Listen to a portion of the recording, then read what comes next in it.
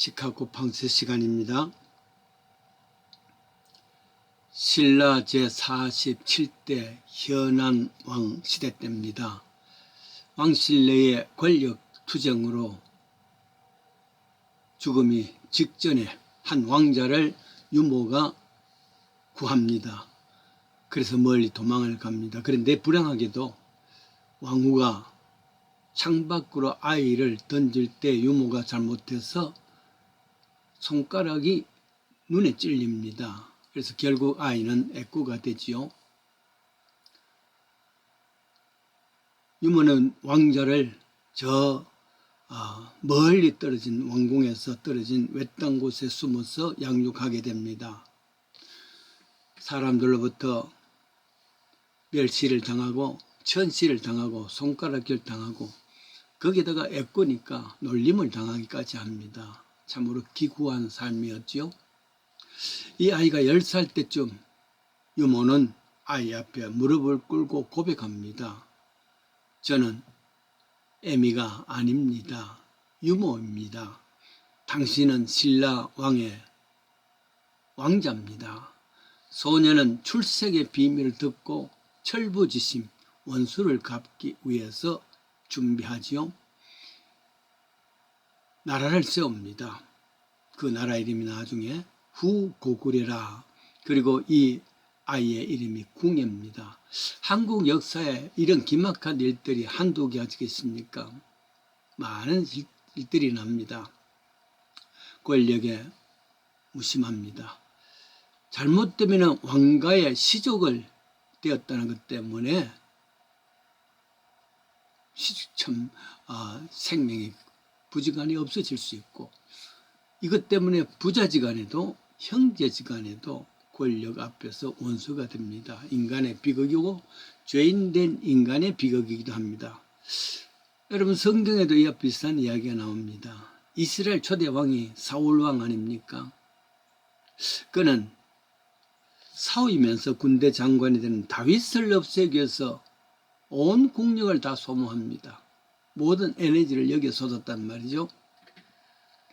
그러다 보니까 국력에 게을리하고서 국방력에 게을리해서 마침내 블레셋 침공했을 때는 속수문책 할 수가 없습니다. 마침내 사울왕 자신과 세 아들과 수많은 부하들이 전멸합니다.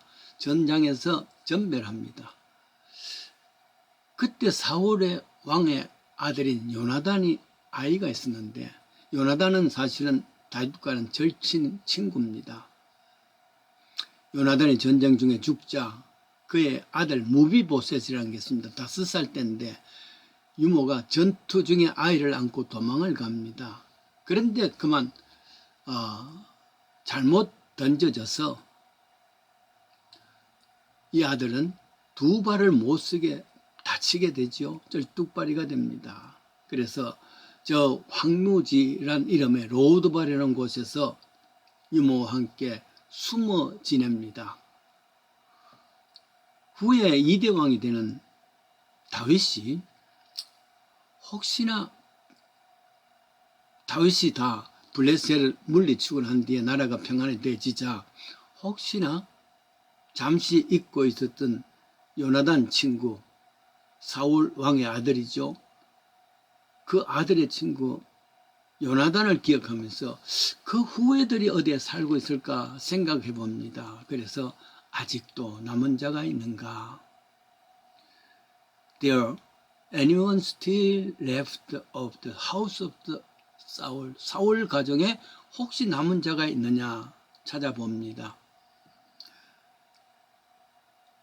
그런데 그 사울 왕의 집의 종이었던 시바라는 사람이 이야기합니다. 요나단이라는 사람이 요단한 왕의 아들 한 사람이 있는데 그건 쫄뚝발이가 되어 있습니다.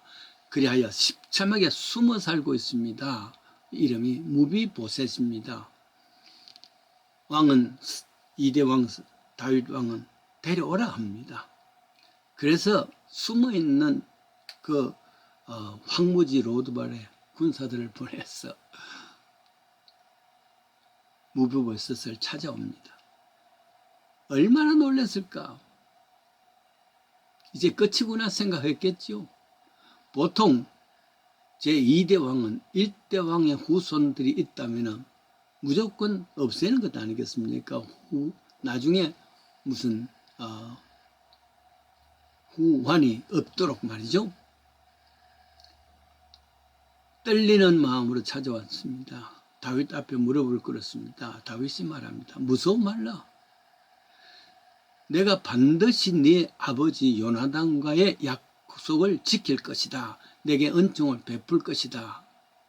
그리하여 조부 사울에 속했던 모든 토지와 재산이 네 것이 될 것이고 너는 항상 내 상에서 식탁에서 같이 다른 왕자들과 함께 할 것이다. 왕자의 예의를 갖추어 대할 것이다.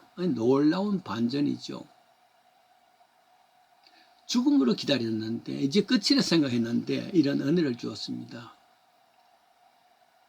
너무 감격해서 무비보셋은 다윗 앞에 엎드려서 절합니다. 이 종이 무엇이간데 죽은 개 같은 나를 돌아보십니까?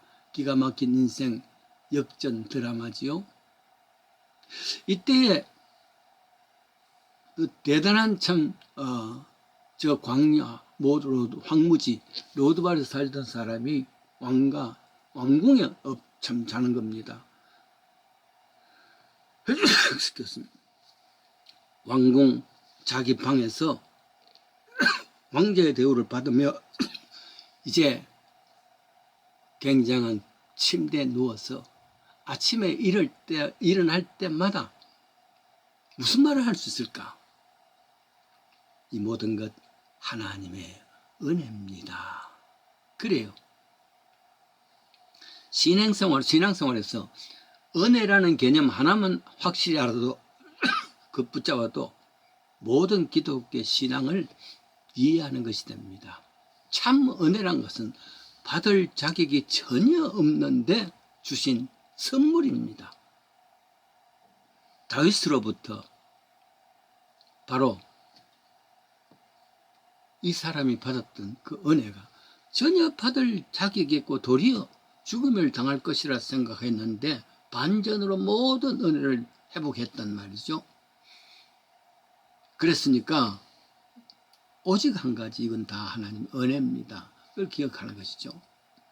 사람마다 감추인 비밀이 있고 남이 알면은 참 혹시나 하고 감추는 것이 있습니다. 하물며 왕가의 아들이니까 철저하게 감추었는데 숨어 있었는데 더더욱이나 신체 불구의 상황 속에서 전전긍긍 혹시 누가 알까 두려움 살렸는데 발각됐단 말이죠. 그래서 그 생명마저도 없어질 것에 대한 두려움이 있습니다. 아마도 다른 왕이면은 후환이 들어와서 이런 것 속석상 참 없앨 수밖에 없습니다. 원수를 갚기 위해서 일어날 것이다 하는 마음으로 말이죠. 뿐만 아니라 그 인격이 얼마나 삐뚤어졌겠습니까? 그러나 무비보셋은 완전히 새로워졌습니다. 이게 하나님의 은혜랍니다. 이런 은혜가 바로 사실은 다른 사람이 아니라 우리 인간들입니다. 모든 죄악 가운데서 삐뚤어진 인격으로 살아가는데 결국은 죽음에 이를 수밖에 없는데도 불구하고 하나님이 아들을 보내서 하나님의 자녀되는 권세를 주셨다는 것, 이게 은혜입니다. 이 은혜를 바로 알 수 있다 그러면 기독교의 본질을 아는 것입니다. 오래전 월간 조선에서 기록된 내용이 나옵니다. 6.25 당시에 지리산에는 공비들과 또 토벌꾼들, 국군과의 끊임없는 전투가 계속되지요. 이때 빨치산으로 불리우는 공비의 전설적인 남부군의 사령관 이름이 이현상 아닙니까? 토벌군에 의해서 부상을 당합니다. 부하들은 밤에 산 아래 내려가서 보성 마을로 가서 병원에서 일하는 참 간호사 한 사람을 납치해서 이 현상을 간호하게 합니다. 대장을 간호하게 한단 말이죠. 차츰 참 그냥 간호 정도가 아니라 움막이랑 아지트에서 같이 살면서 밥도 해주고 같이 살게 됩니다. 그러나 나중에 토벌군의 경찰과 국군의 토벌군에 이어서 남북은 완전히 와해되면서 사령관 이현상도 사살당합니다. 남은 간호사는 포로로 잡힙니다. 감옥으로 갑니다. 그런데 감옥에서 간호사는 이현상의 아들을 낳습니다. 그 후에 이 아들이 어떻게 되었을까 아무도 모릅니다.